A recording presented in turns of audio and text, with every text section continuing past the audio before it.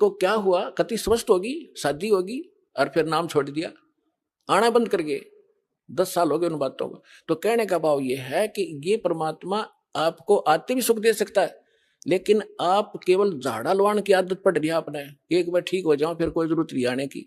और हमारा उद्देश्य ये है कि ये तो सुख आपको मिलेगा ही मिलेगा, लेकिन हम बार बार आपको यहाँ बुला करके आप भक्ति से और ज्ञान से परिपक्व करना चाहते हैं, ताकि आपके संस्कार भक्ति वाले बढ़े। एक कष्ट तो आपका दूर हो गया, आपके तो जीवन में 20 और हैं ऐसे ऐसे, फिर वो तोड़ देंगे दे, या आपकी बहुत बुरा हाल कर देंगे। तो पुण्यात्माओं, ये ना समझना कि आप ठीक नहीं होगे, सभी ठीक होंगे, लेकिन परमात्मा अपने हिसाब से करेगा, और लेकिन आप पर आपत्ति नहीं आने देगा। तो इसलिए आप परमात्मा के इस ऑपरेशन में जो कर रहा है, इसमें ऑब्जेक्शन मत करना। जैसे कोई रोगी है और डॉक्टर के पास जाता है, डॉक्टर अपने हिसाब से कर रहा है, तो उसमें बीच में अगर मरीज अपनी टांग अड़ावे कि ना ऐसे नहीं ऐसे कर दे, तो वो काम बिगाड़ देगा, वो ऑपरेशन खराब हो जाएगा उसका।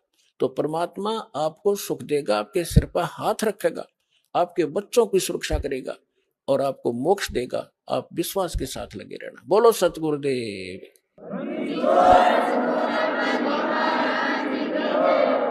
धीरे धीरे रे मना, धीरे सब कुछ हो, माली सींचे सो घड़ा, ऋतु आए फल हो। अभी तक तो आपने बबूल बो रखी थी, सबने गलत साधना, शास्त्र विदिता कर मनमानी साधना करते थे। अब आपने ये आम का बीज प्राप्त हुआ है, अब आपने बीजा है, इसकी सिंचाई करो। इस सत नाम की, इस मंत्र की जो भी ये प्रोसेस है पूरा, ये सारा आपके इस जीवन में भी लाभदायक है और मोक्ष भी देगा। तो जैसे आम के पौधे को कोई बीजता है और उसकी सिंचाई शुरू करता है, कहते माली उसके अंदर सैकड़ों घड़े जल के डालता रहता है जब तक वो बड़ा नहीं होता, और जब वो बड़ा हो जाता है, पेड़ बन जाता है, फिर देखना उसके फल कैसे लदपद हो जाएंगे। आप भी खाओगे, अड़ोसी पड़ोसी भी तोड़ ले जाएंगे, अचार बनाओगे और पका के खाओगे, और फिर भी समाप्त नहीं होंगे। तो ये आम का यानी सत भक्ति रूपी पौधा आपने इब बोया है, इसमें थोड़ा समय देना भगवान को, अगले दिन फल तोड़ने की चेष्टा ना करना, लेकिन ये समर्थ है, कुछ सहयोग आपको वैसे अपने कोटे से देना शुरू कर देगा। समर्थ है ये, अपने भी कोटे से आपको राहत देगा। नहीं आपके संस्कार अच्छे नहीं थे, अच्छे होते तो आप यहाँ दुखी नहीं होते। तो आपको परमात्मा पहले अपने कोटे से राहत देना शुरू करेगा, फिर आपकी भक्ति रूपी पौधे को पेड़ बनाने के लिए ये साधन बताए जाते हैं। दान करो, 5 यज्ञ करो, यहाँ आओ। यहाँ आपको किस लिए बुलाया जाता है? आप देखते हो आपको यहाँ एक मेहमान की तरह रखा जाता है। आपके भाई बहन जो पहले से लगे हुए हैं आपके लिए भोजन तैयार करते हैं, आपके लिए मैट बिछाते हैं, सारी सुविधा करते हैं, ताकि आप परमात्मा के बच्चे हो और आप इस परमात्मा को पहचाने। यहाँ आओगे, कहते हैं संत मिलन को चालियो, तज माया अभिमान, जो जो कदम आगे रखे ओ हे यज्ञ समान। कोई कहीं से भी आता है और वहां से चलने से पहले आप 100 प्रकार की व्यवस्था करते हो, 2-3 दिन पहले एडजस्टमेंट करना शुरू करते हो, तो वहीं से आपकी लगन और आपकी आस्था भगवान में के गुड अकाउंट में लिखी जाना शुरू हो जाती है। और फिर यहाँ आते हो, एक ये करने में लाखों रुपए लगा करते थे राजा लोग, और आपको क्या बताया है कि संत मिलन को चालियो। इस विश्व में पुण्यात्मा संत नहीं कोई, इस दास के अतिरिक्त। अभिमान ना समझना, ये मालिक का कुत्ता है और उसने ये संत बना दिया, और संत में वो गुण होते हैं जो भगवान ने बता रखे। संत मिलन को चालियो, तज माया अभिमान, और जो जो कदम आगे रखे ओ हे यज्ञ समान। कोई कितनी ऊंची पोस्ट हो और कितना समृद्ध हो धन से, जिस प्रकार आदमी बच्चा रोगी डॉक्टर के पास जाता है, उसको पता लग जाता है तेरे दीर्घ रोग है, असाध्य रोग है, तो जाते ही डॉक्टर जो भी उसको आदेश देता है, इंजेक्शन लाऊंगा लगा दो जी, जांच कराओ वहां जाओ, अच्छा जी, लेट जाओ, लेट गया जी, कपड़े उतार दो, चेक करूंगा, लो जी। तो कोई अभिमान नहीं रखता, चाहे कितना बड़ा पद हुआ, उसको उसमें पद दिखाई नहीं देता, उसमें अपनी जान दिखाई देती। तो यहां जब आप इस परमात्मा के लिए चलो, एक बालक बनकर, एक अधीन, एक रोगी समझ के। वैसे तो आपको ज्ञान हो जाएगा धीरे धीरे जीव की औकात क्या है। अब फुला फिरा बकवाद करे 2 मिनट में पैरालाइसिस हो जावे, बांगा मुंह हो जा, मुंह मक्खी निकले और बड़े इसके अंदर, मुंह बंद भी नहीं कर सकता। तो जीव की औकात का यहाँ पता लगता है इस ज्ञान से, हम क्या है, कितना सामर्थ्य है। हम समर्थ की भक्ति करके वहां चले जाएंगे जहाँ कोई कष्ट नहीं होता। तो यहाँ कहते हैं संत मिलन को चालियो तजमाया अभिमान, और जो कदम आगे रखे ओ हे यज्ञ समान। और फिर उस आधार उस भाव से जब आप यहाँ आओगे दर्शनार्थ, तो जितने भी कदम वहां से लेकर यहाँ तक आपके बने, प्रत्येक आपकी एक यज्ञ के तुल्य पुण्यदायक होगा आपको। और फिर यहाँ पर 5 यज्ञ करवाई जाती हैं। प्रथम एक यज्ञ है धर्म की, आपका जो पैसा दान आता है, यहाँ भंडारे खुले चलते हैं, कहीं शेड लगाया जाता है, पंखे लाए जाते हैं, आपके लिए सारी व्यवस्था होती है। तो जैसा कि आप पुराणों में पढ़ा करते थे, शिव पुराण विष्णु पुराण में आपको बताया है कि श्राद्धों के विषय में एक जानकारी दी है कि यदि कोई योगी को भोजन करा दिया जाए, योगी ये नहीं होता जो पेट का पानी लाकर देखा दो ऊपर न पैर करके खड़े हो जाए, नहीं। योगी माने परमात्मा से मिलने की जो चेष्टा सद्भक्ति कर रहा है, साधक, सत्य साधक को योगी कहते हैं, भक्त। तो जो एक भक्त को भोजन करा दिया जाए तो 1000 जो ब्राह्मण बुला रखे हो ना सारा आत्म जीवने के लिए, उनका भी उद्धार करे और यजमान का भी करे और उन पितरों का भी करे जिसके लिए तुम प्रयत्न कर रहे हो। और यहाँ आप सारे योगी हो, और यहाँ जो आपके निमित्त जो दान होता है, फिर आपको भोजन भंडारा होता है, तो इससे आपका भी उद्धार, आपके पितरों तक का भी उद्धार हो जाएगा। तो आपके द्वारा जो दिया गया दान है आपको यहाँ सफल करेगा। जैसे परमात्मा हर प्रत्येक ग्रंथ बताता है कि कुपात्र को किया हुआ दान व्यर्थ होता है और सुपात्र को दिया हुआ दान सफल होता है। फिर परमात्मा साथ साथ बताते हैं, एक यज्ञ है धर्म की, दूसरी यज्ञ है ध्यान, और तीसरी यज्ञ हवन की, चौथी यज्ञ परिणाम, और 5वीं यज्ञ ज्ञान की। तो यहाँ 5 यज्ञ करवाए जाते हैं आपको। आप प्रणाम यज्ञ है, जैसे आप दंडोत प्रणाम करते हैं, लेकिन हृदय से करे, देखा देखी करी हुई उस प्रणाम का पुण्य नहीं मिलेगा। जैसे परमात्मा की वाणी में लिखा है, जय गोपाल दंडवत करो, बामे पैरों पड़ प्रणाम, पर दुआ करो दिल पाक से, असला असल सलाम। हृदय दिल से, पाक दिल से, सच्ची श्रद्धा से प्रणाम करो, नम्रता से।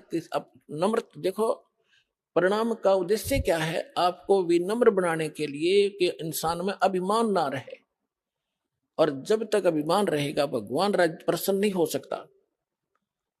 और जैसे रावण ने जो साधना भक्ति की, पुण्यात्मा आप तो लाख जन्म नहीं कर सकते, इतनी कुर्बानी यहां से काट कर चढ़ा दिया, लेकिन एक त्रुटि रही, उसने अभिमान नहीं गया, और वो अभिमान उसको खा गया, लेकर डूब गया।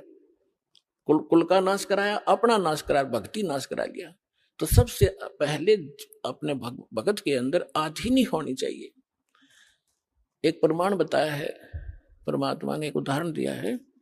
एक अजाजिल नाम का भक्त था, साधक था। अब जैसा हमने गुरु मिलते हैं, हम उन गुरुओं को कंप्लीट मान के, संपूर्ण मान के उसके आदेश का पालन कर लेते हैं। जीव की तो इतना ही काम होता है श्रद्धालु का। अब इन्होंने क्या कर रखा है कि राम नाम की गाड़ी की ब्रांड टिक रखी है। किसी ने तो एक पहिया ले रखा है व्हील, उसको घुमा रखा है, जाइए राम नाम की गाड़ी, तुम भी दिखाओ उसको। किसी ने एक स्टीयरिंग ले रखा कि यार राम नाम की गाड़ी है। अब जैसे कोई हवन करते फिरते हैं, कहते हैं यह भक्ति है। कोई सुबह शाम के नित्यनेम कर लेते हैं, छोटे मोटे गीता का, कोई वेदों का, कोई कहते यही भक्ति है। ये सारी मिला के भक्ति बना है। तो उसको एक पहिया दे रखा था, उसके गुरु ने, बेटा प्रणाम करा कर, और प्रणाम करने से तेरा स्वर्ग में वास हो जाए। क्योंकि ये जो यज्ञ है, जब तक हमें सत्साधना न मिलती है, स्वर्ग तक की साधना है। लेकिन हम इन यज्ञों को स्वर्ग के लिए नहीं, अपने मोक्ष के लिए प्रयोग करेंगे। हम जिसका हमारे ऊपर कर्जा है उनको ये पकड़ा देंगे कि आप अपना ये ऋण पकड़ो, हमने तुम्हारे लोक में वो रेस्टोरेंट नहीं चाहिए, हम आगे को चलने वाले हैं। उस अजाजिल ने अपने जीवन काल में, पहले लाखों वर्षों की आयु होती थी, 1 अरब प्रणाम की, दंडवत प्रणाम लेट लेट के। और जब वो ऊपर गया, विष्णु जी को इष्ट मानता था, विष्णु जी के लोक में गया। अपने आत्मा जो भी क्रियाएं आप यहाँ कर रहे हो, जैसा भाव आपका है, आपकी भी ऐसी परीक्षा होगी त्रिकुटी पर जाकर। और जैसी श्रद्धा आपकी इस दास के प्रति यहाँ होगी, ऐसी वहां होगी, तो वहां परमात्मा आपको इस दास के रूप में मिलेगा। तो अजाजिल नाम का वो श्रद्धालु जब प्रणाम करता था, प्रणाम यज्ञ किया करता था, उसमें इतनी भक्ति, उस स्तर की जो स्वर्ग तक जाने की और वहां पर पद पोस्ट पाने की, इस प्रणाम यज्ञ से इतना संग्रह हो गया उसकी भक्ति कि विष्णु जी के लोक में जब गया तो विष्णु जी ने कहा कि भाई बहुत ज्यादा भक्ति की तूने, यानी बहुत अच्छी साधना की बच्चा, साधना के अंदर ये सारा कुछ आ जाता है। तो उसने कहा जी हाँ साधना खूब की, 11 अरब बंदगी कर रखी मैंने। तो विष्णु जी ने कहा कि अभी तेरे अंदर तो बड़ी सिद्धि भी आ गई है। अच्छा जी हाँ, एक बच्चा बना दे, एक लड़का उत्पन्न कर। तो उसने कहा जी कैसे करूं, मुझे तो पता नहीं। तो भगवान ने कहा विष्णु जी ने कि ये कह दे कि नर भव। उसने ऐसे कह दिया नर भव, एक जवान लड़का सामने खड़ा हो गया। तो भगवान विष्णु ने कहा कि ये तेरे वचन से उत्पन्न है और ये तेरा पुत्र हो गया, वचन का पुत्र हो गया। बोला अच्छा ठीक है, और खुश हो गया कि देख मेरे में कितनी शक्ति होगी। जैसे हम सुना करते थे कि वाल्मीकि जी ने जब सीता गर्भवती थी, सीता जी, और वो निकाल दी थी भगवान रामचंद्र जी ने, वाल्मीकि जी के आश्रम में गई थी, और वाल्मीकि जी उसके एक लड़का उत्पन्न हुआ था, लव, उसका नाम रख दिया। फिर काफी लंबी कहानी तो आपने सबने पता है। फिर वाल्मीकि जी ने एक लड़का कुश से बना दिया था अपने वचन से। आज के युग में तो ये लोग मानने को तैयार नहीं, क्योंकि साइंस खा गई इनके बुद्धि ने, अध्यात्म वाली बुद्धि ने, लेकिन वो सही था। अब वो जितनी बैटरी चार्ज की थी वो उतना थोड़ा बहुत कर सकते हैं। तो उसे भगवान या मोक्ष, भगवान नहीं बन गए वो और मोक्ष नहीं हुआ उनका। तो वहां जब वो लड़का हुआ तो बड़ा खुश हुआ कि स्वर्ग में मेरा एक पुत्र हो गया, यहाँ इसके साथ रहा करूंगा। फिर भगवान विष्णु ने कहा कि अजाजिल इसको प्रणाम कर, दंडवत। अब वो तो उसका तो गेम में यही था, इसी मैच के कारण, गेम के कारण तो यू इस पद पर पहुंचा था। तो उसने बोला ना करूं इसको। क्यों भाई? भगवान बोले क्यों नहीं करे इसको प्रणाम? कि ना करूं, ये तो मेरा पुत्र है, मेरे वचन से हुआ है। अब भगवान विष्णु ने सोचा यू तो भाई फेल हो गया परीक्षा में। फिर भी उन्होंने सोचा चल थोड़ा सा इसको ग्रेस मार्ग दे देता हूं, जब वो काम कर जाती इसकी। उस लड़के को अपने जहां वो खड़े थे बाउंड्री के अंदर, उससे परली साइड भेज दिया। और उसमें एक गेट था, इतना एक बाईपास रास्ता था, उसमें झुक कर जाना पड़ता था नो बाहर निकलने के लिए। वो लड़का तो परली साइड निकल के खड़ा हो गया। अब भगवान ने सोचा इस अजाजिल को मैं इस गेट से निकाल ले चलता हूं, और ये झुके गया ना, ऐसे झुके निकलेगा तो मैं मान लूंगा भाई चल इसका ये नाश ना होगा भक्ति का, जिसी भी इसने भक्ति की है। तो भगवान भी समेत मुकट के झुक के निकल के, उसका सामने लड़का खड़ा था। अजाजिल से कहा कि आजा अजाजिल, तुझे स्वर्ग की सैर करा के लाता हूं। तो अजाजिल बोला मैं सब जानता हूं तू छलिया है, तो मेरी फिर मजाक करेगा कि देखा ना मैं झुक के निकलूंगा तो परिणाम हो जाएगा मेरा लड़के को, और तो आप जो है ना मेरे साथ धोखा करना चाहते हैं, मैं ऐसा अनजान नहीं हूं, बिल्कुल नहीं करूंगा, नहीं आऊंगा। तो परमात्मा बोले जा भूतनी के निकल यहां से। वो वहां से पटक दिया ठाक है, और सारी वह भक्ति कैंसिल कर दी। कहते हैं बेअदबी भावनी साहिब के ताही अजाजिल की बंदगी पलमा ही भाई। जब परिणाम कर रहा है और जिस उद्देश्य को लेकर करा, फिर वो अकड़नियों की नो खाक तो नहीं वो साधना की, क्या रिहर्सल किया। तो पुण्यात्माओं ये जो रिहर्सल आपसे कराई जाती है, कहते हैं जय गोपाल दंडवत कर और पैरा पड़ प्रणाम, दुआ करो दिल पाक से असला असली इस्लाम। तो इस प्रकार आपको यहाँ जो रिहर्सल कराई जाती है, जो ज्ञान दिया जाता है, ये आपके इस भक्ति रूपी सफर में कदम कदम पर आपका काम आओगा। और ये प्लस और माइनस, ये फॉल पॉइंट आपको बताए जाते हैं ताकि आप इस भक्ति को नाश ना कर लो। कहते जैसे माता गर्भ को, जैसे माता गर्भ को रखे यत्न बनाए, ठेस लगे ते क्षण होवे तेरी ऐसे भक्ति जावे। है जैसे किसी बहन को गर्भ रहा हो, वो कितनी सावधानी बरतती है उस अपने लाल को, लड़के या लड़की को परिपक्व करने के लिए। जब करवट लेती है रात ने एकदम बिदक के उठे कि मेरे बच्चे का दाब ना लगी हो, ऊंचे नीचे पर चलती है तब कहीं पैर ऊंचे नीचे पर ना टिक जावे, कोई ऐसा खाना ना खा लूं जिससे मेरी गर्भपात हो जावे। तो इस प्रकार परमात्मा कहते हैं जैसे माता गर्भ को राख है यतन बना और ठेस लगे तो छन हो तेरी, ऐसे भक्ति जा। तो पुण्यात्मा इस भक्ति के साथ साथ सावधानी और मर्यादा अति आवश्यक है, तब आपको सफलता मिलेगी। तो सौभाग्य आपका, आपको सतलोकाश्रम बरवाला माने का शुभ अवसर प्राप्त हुआ और वो अनमोल ज्ञान और अनमोल साधना मिली जिसके लिए देवता भी तरस रहे हैं। धन्य आपके माता पिता जिनसे जन्म हुआ। बोलो सतगुरुदेव।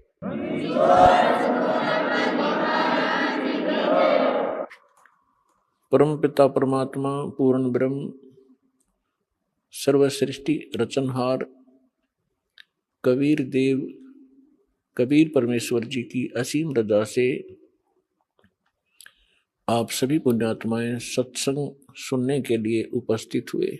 इस विश्व के अंदर प्रथम तो मानव जन्म दुर्लभ है और दूसरा सतगुरु सत्संग मिलना ये उससे भी दुर्लभ है। तो आप पुण्यात्माओं को वो दोनों ही पदार्थ सुलभ हैं।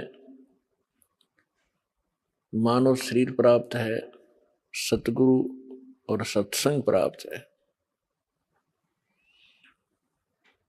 तो पुण्यात्माओं आप बहुत ही पुण्यकर्मी प्राणी हैं। यदि सतगुरु नहीं मिलते, आप कितने ही पुण्यकर्मी होते, आपके सभी पुण्य एक दिन अक्षीण हो जाने थे। ये पूर्व जन्म के जो पुण्य होते हैं, युगों युगों से किए हुए शुभ कर्मों का जो आपका रिजल्ट होता है, परिणाम है, वो संग्रहित होता है और आगे फिर उस संग्रह करने के यानी पुण्य कमाने के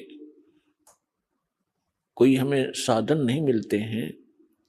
तो उस पुण्यकर्मी प्राणी जो पूर्व जन्म से युगों युगों से पुण्य इकट्ठे किए हुए है, उसकी ऐसी स्थिति होती है जैसे इन्वर्टर की बैटरी चार्ज कर ली जाए और चार्ज फुल होगी और फिर चार्जर उसका है नहीं, आगे चार्जर नहीं लगाया या कोई कनेक्शन नहीं है उसका बिजली से, चार्जर भी लगा रखा है तो वो कनेक्शन ठीक ना हो, लाइट ना हो उस स्विच के अंदर, तो फिर क्या कैसा महसूस होता है, कैसे लगता है, उसके साथ कैसा धोखा होता है।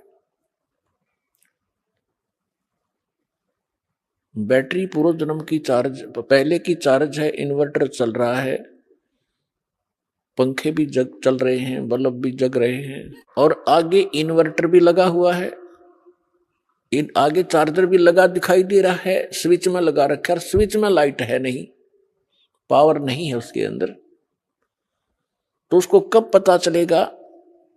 जब वो इन्वर्टर की बैटरी डाउन हो जाएगी, झटके मारने लगेगी और झटके मार के वो बंद हो जाएगा। सब सुविधाएं जो बल्ब जग रहे थे, पंखे चल रहे थे, कूलर चल रहे थे, वो एकदम शट ऑफ हो जाएंगे, बंद हो जाएंगे।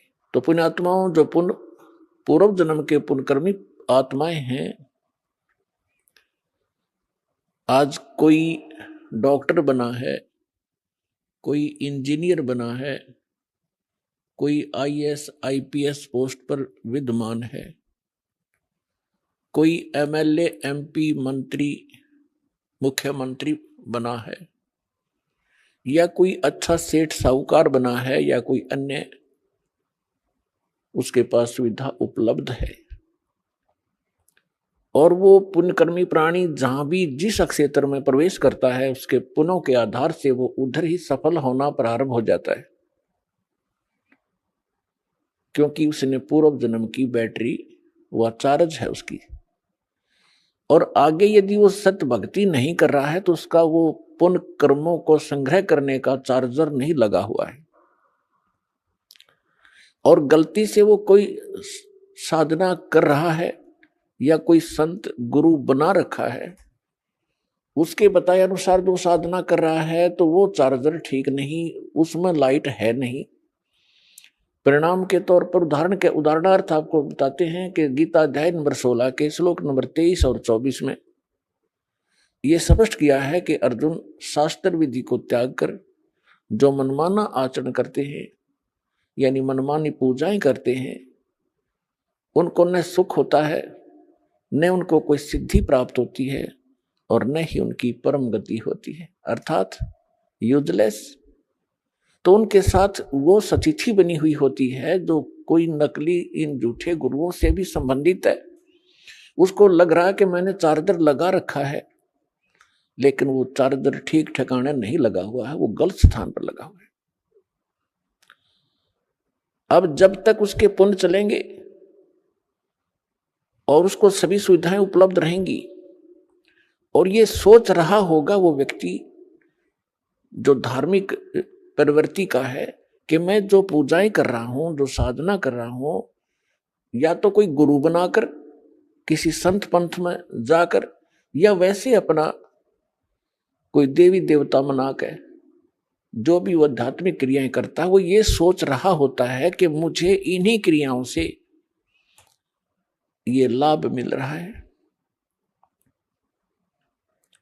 अब उस स्थिति में उसको कोई हमारा भक्त जाकर समझाने की चेष्टा करे कि आपकी भक्ति ठीक नहीं, आपके साधन जो है भक्ति के ये व्यर्थ हैं, तो वो व्यक्ति बिल्कुल मानने को तैयार नहीं, क्योंकि उसको अध्यात्म ज्ञान अब का अभाव है। और वो ये कहेगा कि मुझे सब सुविधाएं उपलब्ध हैं, अच्छी पोस्ट है, बच्चे भी अच्छे पढ़ रहे हैं, उनको अच्छी पोस्ट प्राप्त हो गई है, मेरे को सब सुख है, ये मेरे गुरुदेव की कृपा है, मेरे इष्ट देव की या मेरे इष्ट देव की कृपा है। तो पुण्यात्माओं, उसको उस समय पता चलेगा जब उसकी पूर्व जन्म की बैटरी समाप्त हो जाएगी, डाउन हो जाएगी, डिस्चार्ज होगी। उस समय देर बहुत हो चुकी होगी, फिर उसके सामने रोने के अतिरिक्त कुछ भी शेष नहीं बचेगा। इसके लिए दास बार बार प्रार्थना कर रहा है कि कम से कम जो दास आपके गुरु जी के विषय में, आप जी की साधना के विषय में कोई टिप्पणी कर रहा है, आप उसको आलोचना मानते हो, उस आलोचना को कम से कम कंपेयर कर लो कि यह सिरफरा व्यक्ति क्यों बार बार हमारी साधनाओं को गलत बता रहा है, इस उद्देश्य से देख लो। लेकिन इधर सोचना भी पसंद नहीं करते वो भोली आत्माएं।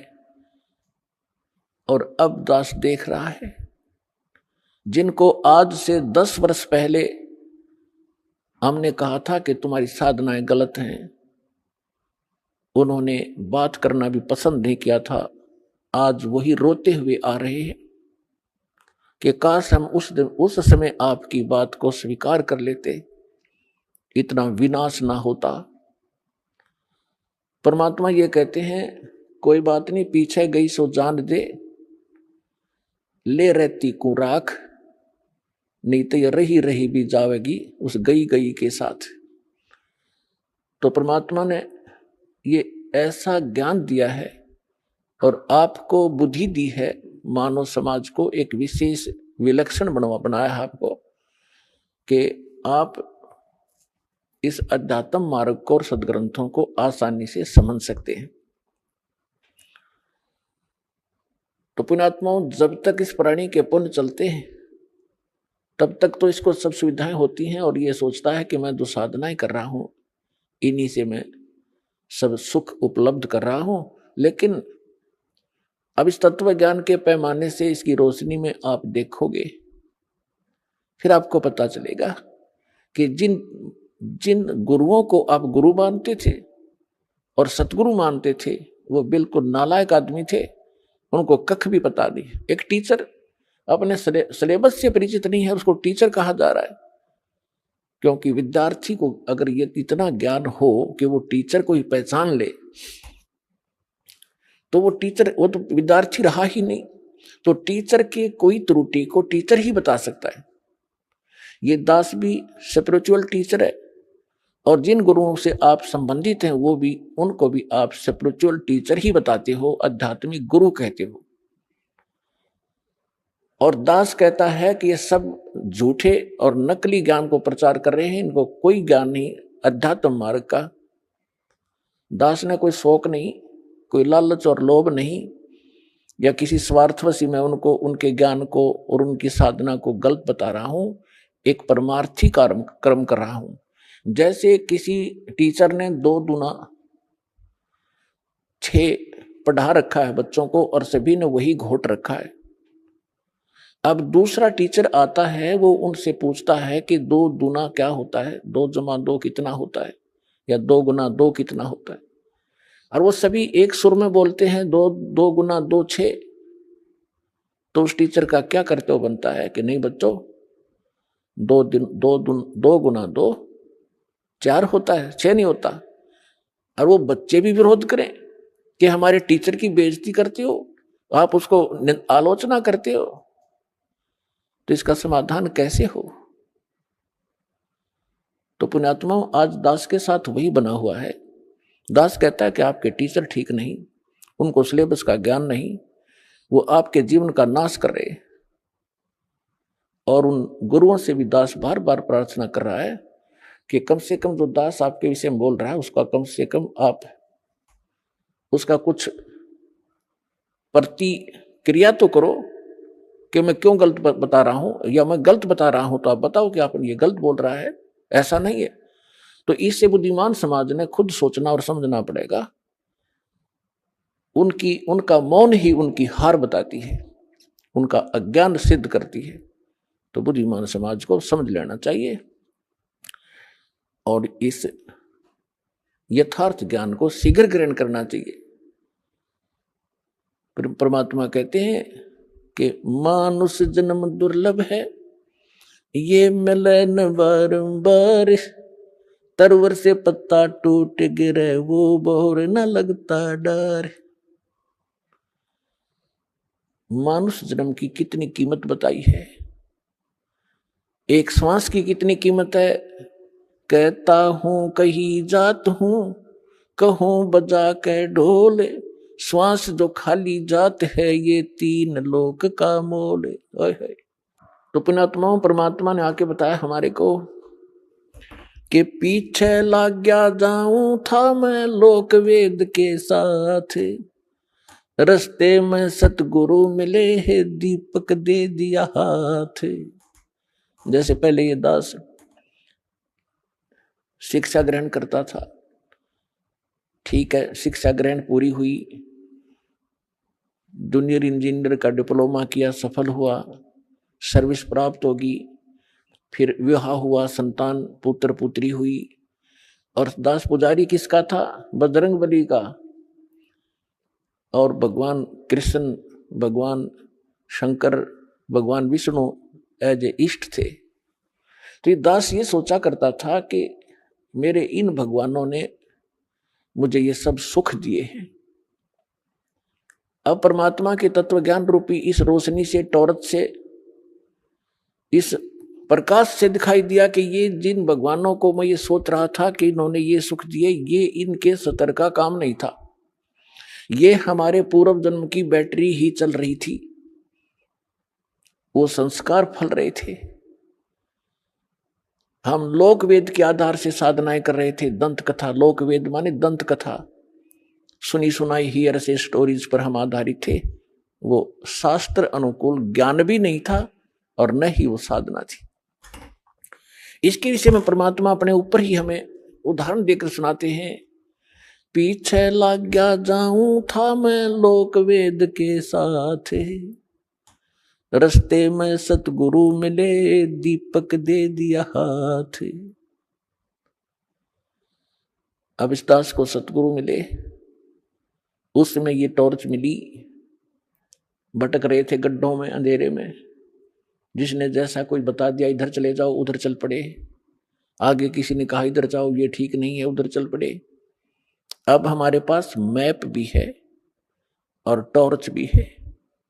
अब हमारे पास शास्त्र भी है, शास्त्र हमारे मैप हैं, हमने जिस मंजिल की ओर जाना है उस पर सब मार्क्ड है। और अब हम उसको देखकर तत्व ज्ञान रूपी इस रोशनी से हम कुमार्ग पर नहीं जाएंगे, सुमार्ग पर ही चलते रहेंगे। तो क्या बताते हैं, मात पिता मिल जाएंगे 184 में, सतगुरु सेवा और ये बंदगी फिर मिलन की नाम। परमात्मा कहते हैं आप जहां भी जन्मोगे आपको माता पिता वहीं मिल जाएंगे। पशु योनि में जाओगे वहां भी माता पिता मिलेंगे। पक्षी की योनि में आप जन्म लोगे उस शरीर में भी आपको माता पिता मिलेंगे। मानव शरीर प्राप्त करोगे वहां भी माता पिता मिल जाएंगे। लेकिन सतगुरु सेवा, सतगुरु सेवा मीन सतगुरु के अनुसार बताई हुई पूजा। सेवा माने पूजा। और फिर वो भक्ति जो गुरु बतावे, सतगुरु बतावे, कहते फेर मिलन की ना। अब परमात्मा कहते हैं सतगुरु के उपदेश का लाया एक विचार, जय सतगुरु मिलते नहीं जाते नरक द्वार। नरक द्वार में दूत सब करते खेचा तान, उनसे कभू ना छूटता फिर फिरता चारों खानी। चार खानी में भरमता कभू ना लगता पार, सो फेरा सब मिट गया मेरे सतगुरु के उपकार। परमात्मा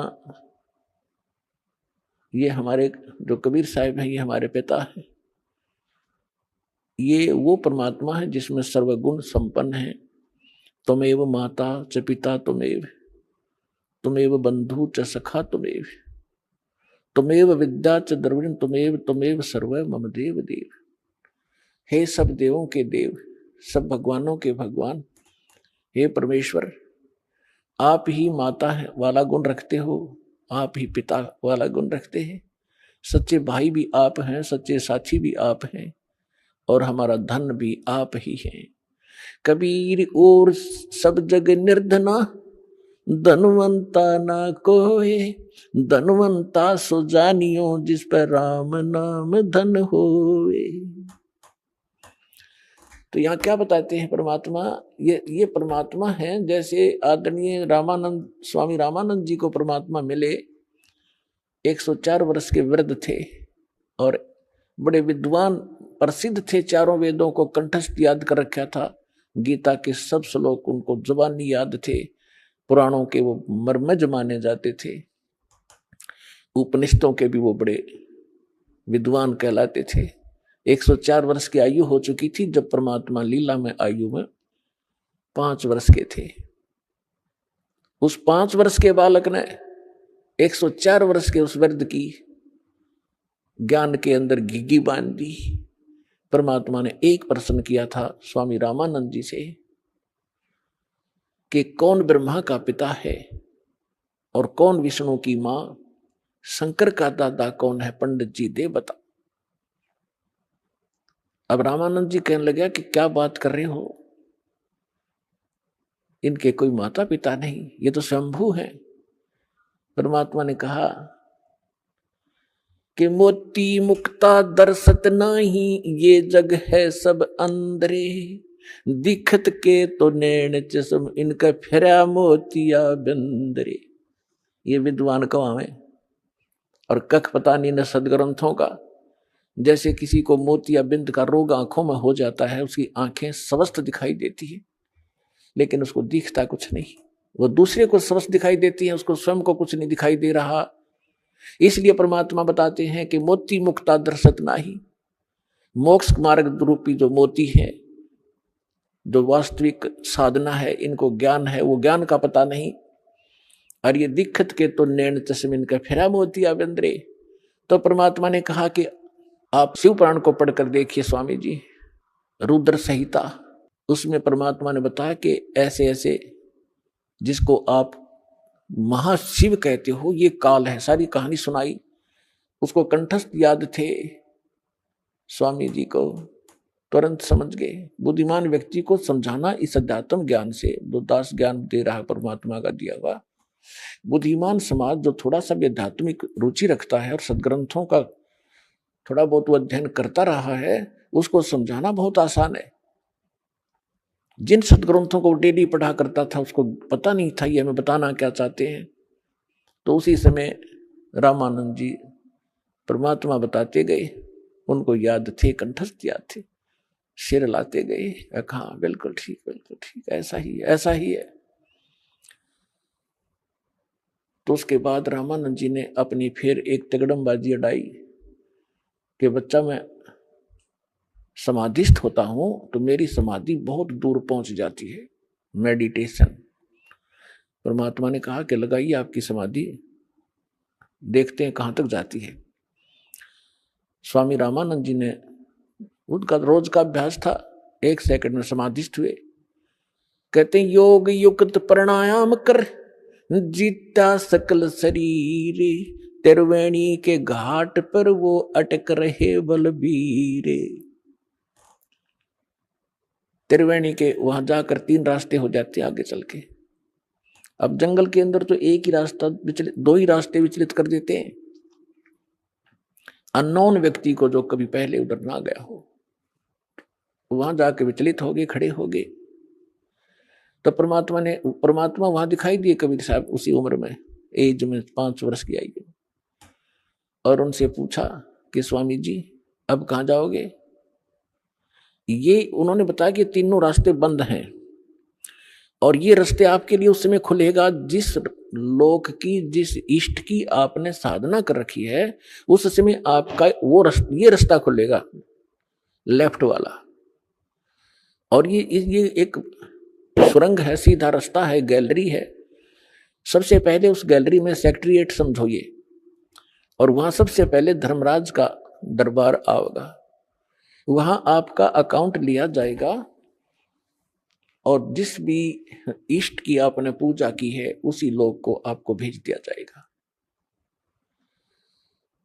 और जो राइट का रास्ता है ये अलग से एक स्थान है, 88,000 खेड़े बताए हैं, 88,000 द्वीप हैं ये। इनमें वो हंस भेजे जाते हैं जो ब्रह्म के साधक होते हैं और उनको अलग से राज्य दिया जाता है वहां का।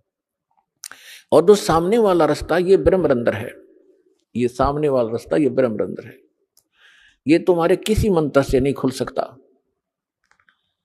ना ओम मंत्र से, ना ओम नमः शिवाय से, और ना ही तुम्हारे अन्य किसी जाप से। ये खुलेगा मेरे सतनाम से, इस 2 अक्षर के नाम से, जो मेरे पास वो मंत्र है। रामानंद जी से कहा परमात्मा ने कि आप कोशिश करो अपने सब मंत्र जंत्र जो आपने आज तक साधना की है, आपने तो 16 वर्ष की आयु में भक्ति स्टार्ट की थी, 104 वर्ष के हो गए, जो करना था कर लिया। अब प्रयोग करके देख लो आपकी वो साधना कितनी सफल है, सक्षम है। अब रामानंद जी ने सारे जंतर मंत्र कर दिया, वो गेट ना खुला। तो परमात्मा ने कहा मैं खोलूं, श्वास सिमरण किया मालिक ने। वो तो परमात्मा थे लेकिन हमारे लिए संदेश छोड़ गए कि आपको जो मंत्र दिया सतनाम का, ये एक अनमोल और बहुत पावरफुल है। परमात्मा ने सिमरण किया, सामने का वो बजर कपाट खुल गए। तब रामानंद जी को परमात्मा उसके अंदर से आगे लेकर गए। जिस ब्रह्म को आप निराकार बताते थे, ये सामने बैठा, परमात्मा ने दिखा कि वो बैठा, देखो ये है वो तेरा महाशिव, इसको महाविष्णु भी कहते हो, मां ब्रह्मा भी कहते हो, ये ब्रह्मा विष्णु महेश का पिता है। और ये काल है 1 लाख मानव शरीरधारी प्राणियों को नित खाता है, तुम्हारे को मूर्ख बना के फंसा रखे इसने स्वार्थवश, आपसे संतानोत्पत्ति करवाता और खाता ये है जैसे कसाई बकरे पालता है, उनकी कितनी केयर टेक करता है, कितनी संभाल करता है, नर और मादा उनको छोड़ देता है इकट्ठे करके, वो समय आने पर संतानोत्पत्ति करते और खाता कसाई है या उसको अपने स्वार्थ से बेचता है। यही स्थिति तुम्हारे इस ब्रह्म की है, परमात्मा ने बताया। अब रामानंद जी सब देख रहे हैं, सुन रहे हैं। फिर परमेश्वर उनको 11वें द्वार से पार किया जिसमें अक्षर पुरुष का लोक प्रारंभ होता है। अक्षर पुरुष के सत्संग ब्रह्मांडों को पार करके परमात्मा पहुंचे 12वें द्वार पर, जहां भंवर गुफा है, और उसको पार करके सतलोक में प्रवेश किया। वहां जाकर क्या देखा रामानंद जी ने कि परमात्मा सत्य पुरुष सिंहासन पर विराजमान है, तख्त के ऊपर, सिर पे चंवर, सिर पे छतर है, एक मुकुट है सफेद, और एक बहुत बड़े मंदिर नुमा गुम्बज के अंदर उसके सेंटर में परमात्मा विराजमान है। उनके एक रोमकूप में करोड़ सूर्य मिला दे करोड़ चंद्रमा, ऐसी रोशनी उनकी छवि परमात्मा की है। पूरी बॉडी की कितनी होगी आइडिया लगा सकते हैं। कबीर साहब 5 वर्ष के बालक के रूप में चंवर उठाया जो वहां रखा था, और जो सिंहासन पर बैठे थे परमात्मा उस पर चौर करने लगे, जैसे एक सेवक यहाँ तो गुरुजी पर करते हैं, ऐसे कर रहा था। अब रामानंद जी सोचने लगे कि कबीर तो यहाँ का कोई गण है, देव है, और सचमुच ये अमर पुरुष तो ये बैठी है तख्त पर सिंहासन पर। इतने में क्या हुआ, अमर पुरुष दिखाई दे रहे थे, वो खड़े हुए और 5 वर्ष के बालक को करबद्ध होकर संकेत किया कि बैठो भगवान, ग्रहण करो अपना सिंहासन। जब कबीर साहब उस सिंहासन के ऊपर उछल कर बैठे और चंवर वो परमात्मा करने लगे, उस बालक जो अनंत कोट ब्रह्मांड के सिंहासन पर बच्चे रूप में परमात्मा विराजमान हुए, कबीर जी। अब वो वयोवृद्ध स्वामी रामानंद जी कंफ्यूज हो गया कि भगवान कौन सा फिर इनमें, इतने मोते जो में शरीर जो परमात्मा मान रहे थे रामानंद जी, वो 5 वर्ष के बालक में समा गए। अकेले कबीर परमात्मा 5 वर्ष के बालक अनंत कोट ब्रह्मांड के कंट्रोलर के सिंहासन पर विराजमान थे। तब परमात्मा ने कहा कि रामानंद जी, हम ही अलख अला हैं, कुतुब गोस और पीरे, गरीबदास खालक धनी, हमरा नाम कबीरे। ए स्वामी सृष्टा में सृष्टि हमारे तीरे, दास गरीब अधर बसू हूं अवगत सत कबीर। जब परमात्मा ने पहले ये बात वार्ता की थी रामानंद जी से, तो उस समय फिर दोहराई। रामानंद जी गदगद हो गए कि मुझे तो सहज में भगवान मिल गए, और 104 वर्ष का हो गया, मैंने डले ढोए अभी तक। तो परमात्मा ने कहा कि जाओ स्वामी जी वापस जाइए। इतना ही कहा था कि बड़े वेग से स्वामी जी की आत्मा बॉडी में आ गई, और एकदम ऐसे देखा सामने, तो सामने वही सूरत, वही मूर्त, 5 वर्ष का बालक सामने बैठा, चरणों में गिर गया। 104 साल का, 104 वर्ष का विद्वान पाक रहा था, बिना ज्ञान के न्यू डले डोआ प्राणी। अब दुनिया में महिमा थी, 1400 ऋषि शेष बना रखे थे जो उसके ज्ञान का प्रचार किया करते थे। अपने आत्मा ब्राह्मण वही होता है, कहते ब्राह्मण सोए जो ब्रह्म पछाने। और परमात्मा के चाहने वाली आत्माएं समाज नहीं देखा करती, जो समाज की तरफ देख कर चलेगा वो भक्ति नहीं कर सकता और न उपलब्धि हो सकती। एक तरफ तो पूरी प्रभुता, स्वामी पना उसका, 1400 ऋषि उसके चरणों में दंडोत प्रणाम करें और जनता उनका ज्ञान सुने, और एक तरफ भगवान खड़े। भगवान किस रूप में? जुलाहे रूप में, धानक शूद्र रूप में, और वो उस समय की स्वर्ण जाति ब्राह्मण वर्ण में, और ब्राह्मण लोग तो कपड़ा भी नहीं लगने देते थे शूद्रों का।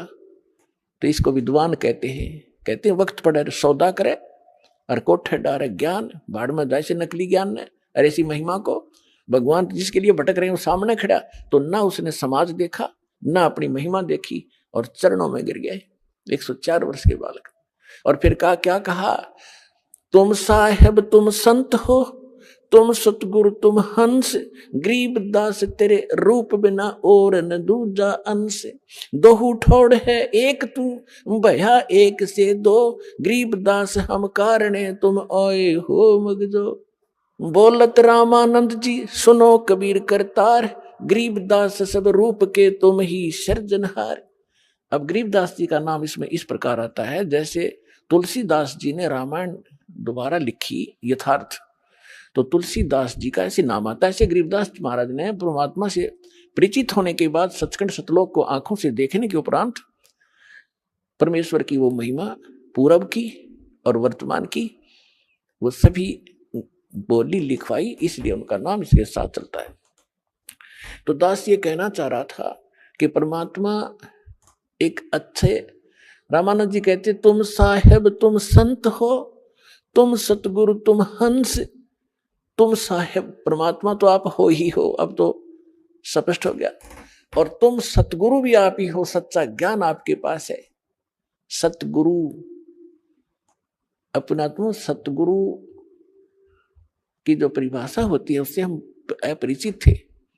हम किसी ऐसे अरे खरे कर सतगुरु लगा लेते थे, ये सतगुरु, अर्जुन को ज्ञान कख भी नहीं, सतगुरु वैसे ही होते हैं। तो यहां रामानंद जी कहते हैं आप हो सतगुरु, जगत गुरु। जगत गुरु का अर्थ ये होता है कि पूरे विश्व को यथार्थ ज्ञान देने वाला, सक्षम, देने में सक्षम हो, उसको जगत गुरु कहते हैं। तो यहां परमात्मा कहते हैं तुम, रामानंद जी कहते हैं तुम साहेब तुम परमात्मा हो, तुम सतगुरु, और तुम साहेब तुम संत, आप संत भी आप ही हो, और एक हंस के अंदर जो भक्त में जो गुण होते हैं होने चाहिए मालिक, वो भी आप ही में है। अपने आप को परमात्मा दास कहा करते थे, कबीर दास, कबीर दास, और अधीन रहा करते थे। कोई बुरा कहता था, भला कहता था, कभी किसी से अक्षुब्ध नहीं होते थे। तो कहने का भाव है दास का कि परमात्मा अपने आप पर ही सभी वाणी बोलकर हम भोली आत्माओं को समझाना चाहते थे। तो क्या बता रहे हैं, सतगुरु के उपदेश का लाया एक विचार, जय सतगुरु मिलते नहीं तो जाते नरक द्वार। ओए होए, अपने आत्माओं भविष्य के दुखों का हमें ज्ञान नहीं, क्योंकि हम अध्यात्म ज्ञानहीन हो गए, और जिन वो को हम सतगुरु गुरु मानकर जिनका शरण लिए हुए थे उनको आप कुछ पता नहीं, वो अपने जैसे आप जैसे ही बस नॉलेज रखते थे।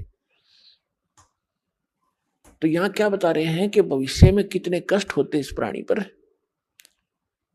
84 लाख यौन के प्राणियों के शरीरों में आप झांक कर देखो, एक का शरीर झांक लो किसी कुत्ते गधे सुअर का, आज आप क्या खा पी रहे हो, आप कैसे रह रहे हो, आप कितनी सुविधाएं प्राप्त किए हुए हो।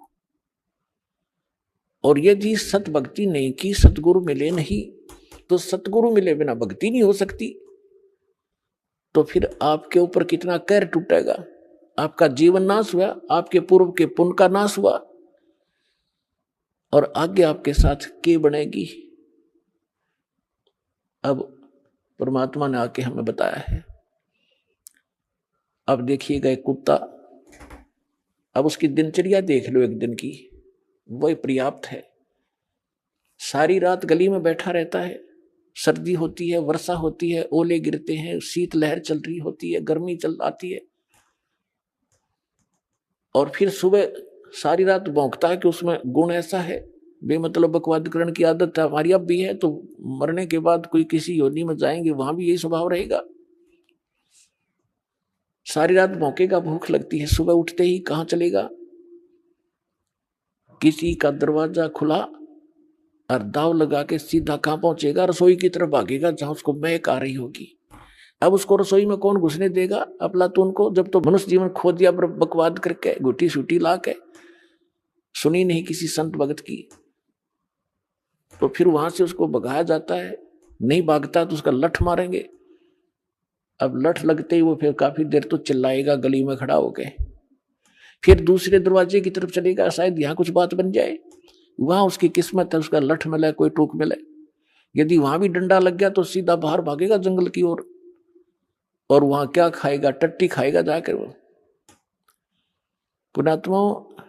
परमात्मा हमें याद दिलाना चाहते हैं, कबीर ये माया अटपटी, सब गट आन अड़ी, किस किस ने समझाऊं या कुए भांग पड़ी। इस काल ने मनुष्य जीवन में इस जीव का इतनी भांग प्या दी, मान बढ़ाई की, समय पर टूक मिल गए, कोई ठीक बंगला कार होगी, कोई पोस्ट होगी, अफलातून पाक गया, बिना ज्ञान के बकवाद है सारी। और जिस दिन इस तत्व ज्ञान की रोशनी से वो देखेगा अपने भविष्य के इतिहास को, कलेजा हिल जाएगा मानस जीव का। तो ये ज्ञान सतगुरु बिना नहीं बताया जा सकता। और सतगुरु या तो स्वयं परमात्मा ही होते हैं कबीर साहब, या उनका कृपा पात्र उनका दास विशेष ही होता है। नहीं तो ये कितने दिन हो गए कबीर पंथ में लाखों की संख्या में गुरु हैं और करोड़ों की संख्या में अनुयायी हैं, कोई विकार छोड़ रहा नहीं, किसी का कोई भाव ठीक नहीं, आम इंसान से भी सतर गिरा हुआ इन लोगों का। चाहे कोई किसी भी पंथ को देख लो आप, तो भक्तों के लक्षण जारे होते हैं, उनकी क्रियाओं में भी अंतर होता है, उनके स्वभाव में परिवर्तन होता है, वो सतगुरु बिना नहीं होता। तो अब इस दास को भेज दिया भगवान ने, अपना वही सारा अन्वेषण दे के यथार्थ ज्ञान दे दिया और सिर पर पंजा उस परमात्मा का दास के साथ रहता है। तभी हम सफल हो रहे हैं। एकदम सबके विपरीत ज्ञान, और सब जिस लाल को हमने रिजेक्ट करके कौड़ी डाल समझकर कूड़े में डाल रखा था, आज उस कौड़ी को जो हम कौड़ी मानते थे वो लाल था, लाल को लाल सिद्ध कर रहा है। यानी कबीर को भगवान, एक दुल्हाए धाणक को भगवान को भगवान सिद्ध करने में इतना कठिनता आ रही है दास को, और जो भगवान नहीं थे उनको हम दंत कथा लोक वेद के आधार से सहर्ष स्वीकार किए बैठे थे। तो इतना विरोध, भयंकर विरोध हो रहा है, और उसके बाद हम सफल हो रहे हैं, क्योंकि सत्य के सामने असत्य के पैर नहीं होते, वो ज्यादा समय टिक नहीं सकती। तो परमात्मा ने अपने बच्चों तक इस ज्ञान को पहुंचाना है। पहले उस काल ने अपना जो कहा था कि मैं ऐसे ऐसे करूंगा, उसने सारा कुछ कर लिया। अब परमात्मा ने भी कहा था कि जब कलयुग 5500 वर्ष बीत जाएगा तब मैं फिर से अपना एक दास भेजूंगा या स्वयं आऊंगा, और फिर तेरे सारे जितने दाव पेच से सब काट दूंगा, कटवा देंगे। जैसे काल ने दाव लगाया था कि पहले मेरे दूत जाएंगे और सबको मिसगाइड करवा दूंगा, उल्टे ज्ञान पर आधारित करवा दूंगा। पहले अंश हमारा जाई, पीछे अंश तुम्हारा आई। 12 पंथ करूं मैं साजा, नाम तुम्हारा ले करूं आवाजा। 12 पंथ नाम जो ले ही, सो हमरे मुख आन समोही। जाओ जोग जीत संसारा, जीवन माने कहा तुम्हारा। जीव तुम्हारा कहा न माने, हमारी ओढ़ हो बाद बखाने। और अनेक पंथ चलाऊं, या विद जीवों को भरमाऊं। तब परमात्मा ने कहा था कि तू कर लेना जो तूने करना है। फिर हमने धर दिया समय, हमने ये ठीक रख दी, जब कलयुग 5500 बीत जाएगा फिर हम आएंगे या अपना कोई दास भेजेंगे। दास भेजा है तो परमात्मा साथ है, तो वो ही समझो, साथ ही है, उनकी कृपा से सारा कुछ हो रहा है। तो परमात्मा ने कहा था, मालिक को मालूम था कि जब तक ये काल के दूत इन्होंने जो भी ज्ञान प्रचार करना है, ये उसका ढोल पीट चुके होंगे। इनके अनुभव के इनके शिष्य भी अच्छी तरह उनके ज्ञान को ग्रहण कर चुके होंगे, और 100 वर्ष इनको बीत चुके होंगे उस अज्ञान प्रचार करते हुए उन संतों ने, और उनकी पुस्तकें बन चुकी होंगी। तब मेरा दास जाएगा और उनको सदग्रंथों से मिला के दिखावेगा। तो परमात्मा के बच्चे उन दोनों की तुलना को देखकर तुरंत उस नकली को रिजेक्ट करके हमारे पास आ जाएंगे। परमात्मा ने ये दाव पेच रखा था। इसलिए धर्मदास जी से कहा था, धर्मदास मेरी लाख दुहाई, ये मूल ज्ञान अभी कहीं बाहर ना जाए। जो मूल ज्ञान है ये दास बता रहा है। इस दास के अतिरिक्त या उन महापुरुषों को जिनको परमात्मा मिले, ये मूल ज्ञान नहीं दिया, ना ही ये मूल मंत्र दिए। नहीं तो नकली पंथों के हाथ ये मूल ज्ञान और ये मूल मंत्र होते लग जाते, तो ये भी यही ज्ञान और यही मंत्र देते रहते, और वो अधिकारी थे नहीं, उससे लाभ होना ही नहीं था। जिस कारण से इस मानव का बहुत विनाश हो जाता। और परमात्मा ने सबसे प्रतिज्ञा करा ली थी, जिसको भी ये मंत्र दिए थे, जैसे आदरणीय धर्मदास साहिब जी को, आदरणीय मुलुकदास साहिब जी को, आदरणीय दादू साहिब जी को, आदरणीय नानक साहिब जी को, आदरणीय गरीबदास साहिब गांव छुड़ानी जरा जद्दर वाले को, आदरणीय घीसा दास साहिब जी गांव खेखड़ा, अब जिला बागपुर हो गया, बताओ बागपुर। इन सबको ये मंत्र भी दिए थे, ज्ञान भी दिया था, लेकिन इनको प्रतिज्ञा करा दी थी कि कहीं नहीं जाए, या भी ज्ञान किसी को नहीं बताना, और ये सतनाम और सारनाम का तो छींट भी नहीं लगने देना तुमने किसी का।